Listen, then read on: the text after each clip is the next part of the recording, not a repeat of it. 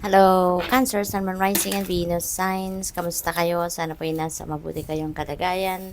Welcome back po sa Star Tarot. Kung bago kayo dito, welcome din kayo. Thank you for your support. I truly appreciate it. God bless you all po. Tingnan natin ang mga messages for Cancer. We have the High Priestess. Ayan. So, Cancer, parang meron din nakaraan, no? Yung most recent na readings natin sa inyo, meron din kayong High Priestess, no? So, talagang ginagabayan kayo ng Universe, Cancer. So, siguro, napaka-lakas din, no, ng ano ninyo, ng pananampalataya ninyo, no? Kaya, dinidinig yung mga dasal ninyo ng Universe, nakikita ng universe na kailangan ninyo ng guidance, kaya nandiyan siya, ano, pinapadalhan kayo lagi ng intuitive messages, no, nudges to help you navigate your current circumstances. Kaya napakaganda, no? Siguro nagdadasal din talaga kayo for guidance. Kaya ayan, no, binibigyan talaga kayo ng gabay. We have 8 of Wands. Ayan, may travel. This could be an international travel for some of you.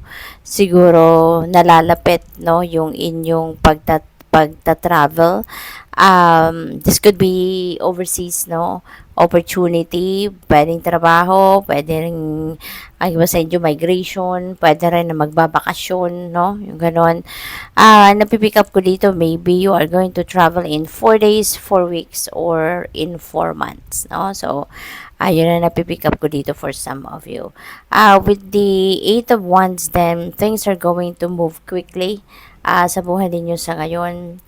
Mawawala na yung mga delays. Kung nagkaroon man kayo ng delay sa mga ginagawa ninyo, now things are going to move forward. Things are going to start moving, no? What else? We have 3 of Cups. Merong celebration. Baka yung travel na to related, no, sa celebration. So, baka pwedeng may ikakasal, no, kaya kayo ay uuwi. Pwedeng kayo ang ikakasal or pwedeng kayo ay magnininang or baka kayo ay magiging sponsor or baka kayo ay imbitado, no? As a guest. So, pwedeng ganun ang ganap dito. There could also be reunion dito. Pwedeng merong celebration siguro ng graduation. Baka merong pa-party. Maybe may mga accomplishments kayo at gusto ninyong celebrate yan with friends and family. So, may kasiyahan, no, na magaganap. We have Queen of Swords. Ayan. So, you are going to, you are going to start to be authentic and to be honest with yourself sa ngayon, no? Ang iba sa inyo rito, siguro in the past hindi ninyo ma-express yung sarili ninyo. Siguro hindi ninyo na nasasabi yung mga gusto ninyo, hindi ninyo nasasabi yung mga nararamdaman ninyo, pero ngayon you're being invited to speak your truth, no? Kaya maaari, no, na ganun ang gagawin na ninyo from here on. Siguro magsisimula na kayong maging honest sa sarili ninyo kung ano yung nararamdaman ninyo. That's what you're going to say, diba? Magiging transparent na kayo. So, that's good. So, tignan natin kung ano mga mensahe para sa iyo pagdating sa inyong kaperahan, career, negosyo, trabaho. We have precarious. Ayan, sabi dito, there have been a lot of ups and downs with your finances, no? Recently, siguro baka merong mga unexpected na gastusin, no? Kaya may savings kayo, lagi ninyo nakukuha, lagi ninyo nabubunot, yung gano'n. Because of this unexpected expenses, no?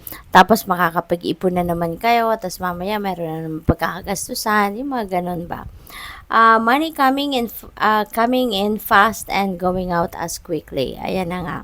Fast changes regarding money or unexpected turn of finances. Ayan. So, marami pagbabago, no? So, bago ng bago siguro. Lagi kayong siguro mag-i-invest kayo tapos ipo-pull out ninyo because you need the money, something like that. Or even yung savings ninyo, no? Labas-pasok, no? Sa savings account ninyo siguro ang pera ninyo. Spirituality, use money, magical spells to increase wealth and prosperity.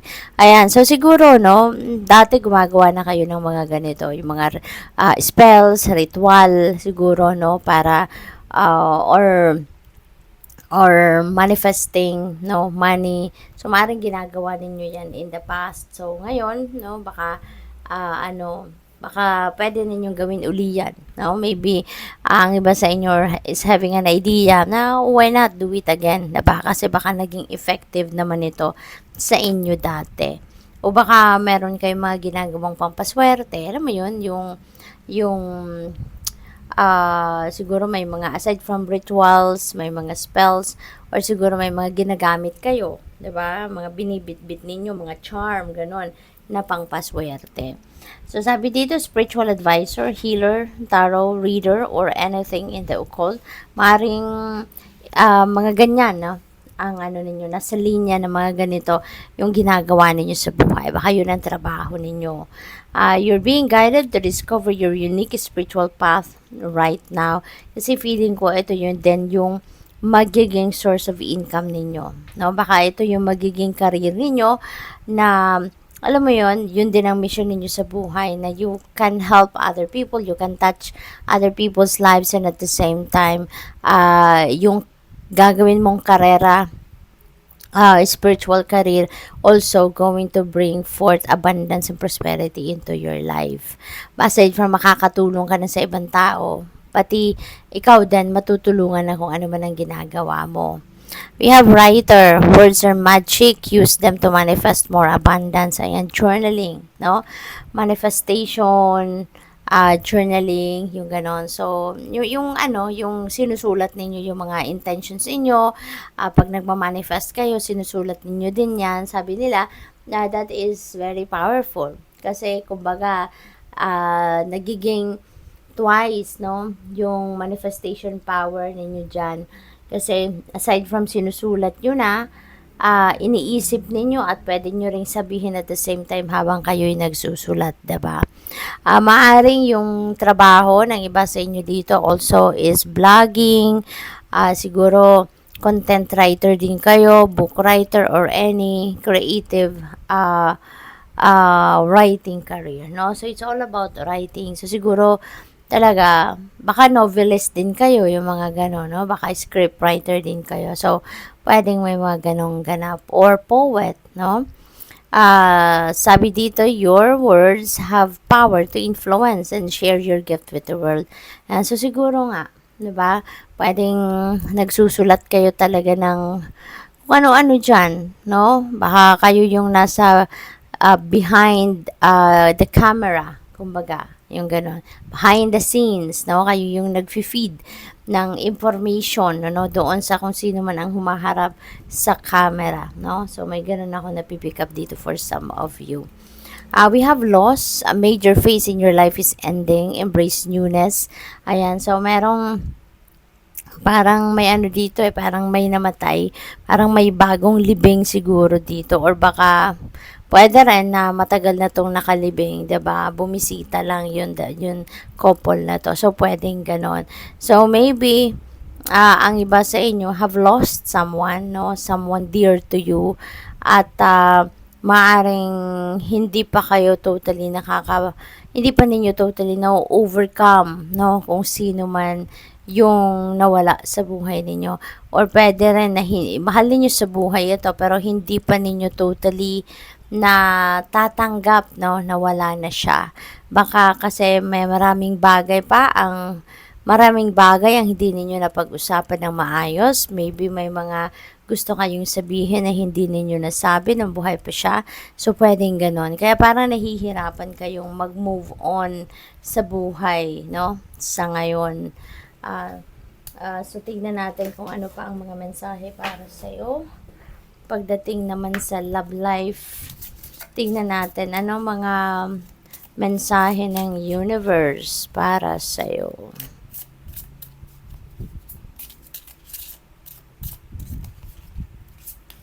We have children. Ayan. So, siguro marami kayong anak, no? Siguro marami kayong anak that maybe sa ngayon, ano, ito yung siguro isa sa mga pagtutuunan ninyo ng pansin sa ngayon. Aside from working siguro kasi parang career woman kayo yun ang napipick up ko.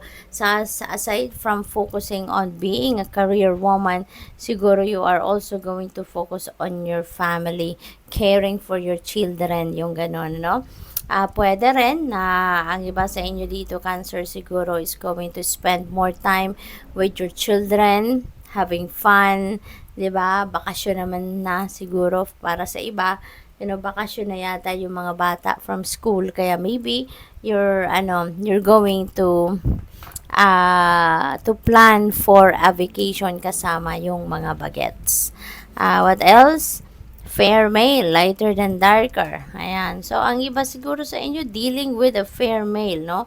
Baka ang iba sa inyo dito, if you're still single, baka si fair male yung baka magiging manliligaw ninyo, or baka jowa ninyo ito, or baka makikilala ninyo sa ngayon na maaaring maging potential, no, na maging love interest ng iba sa inyo. We have home. Ayan. So, baka ito yung negosyo ninyo, no? Baka ito yung negosyo ninyong mag-asawa, or ito yung negosyo ng inyong pamilya. Siguro nagbabuy and sell kayo ng property, or pwede rin na bumibili kayo, magra-renovate, tapos ibebenta ninyo, or papaupahan ninyo. So, pwede mga ganon. Pwede rin, ang iba sa inyo sa ngayon, baka bibili kayo ng bahay, no? Baka nakapag-ipon na kayo't lahat at handa na kayong bumili ng sarili ninyong bahay sa ngayon. We have travel. Ayan. So, ang iba sa inyo, bakasyon, yung travel na to, diba? May international travel dyan. So, most likely talaga, overseas travel ito, no? May plane dito. So, siguro, bakasyon, ang ganap ng iba sa inyo, sa bakasyon sa ibang bansa, pwedeng magha-honeymoon sa ibang bansa, or baka may pasyal, no, kasama yung mga anak ninyo, or kasama yung mga bagets, no, across the globe, siguro yung travel ninyo. Kaya good luck sa'yo. Thank you for watching Love and Light. Namaste.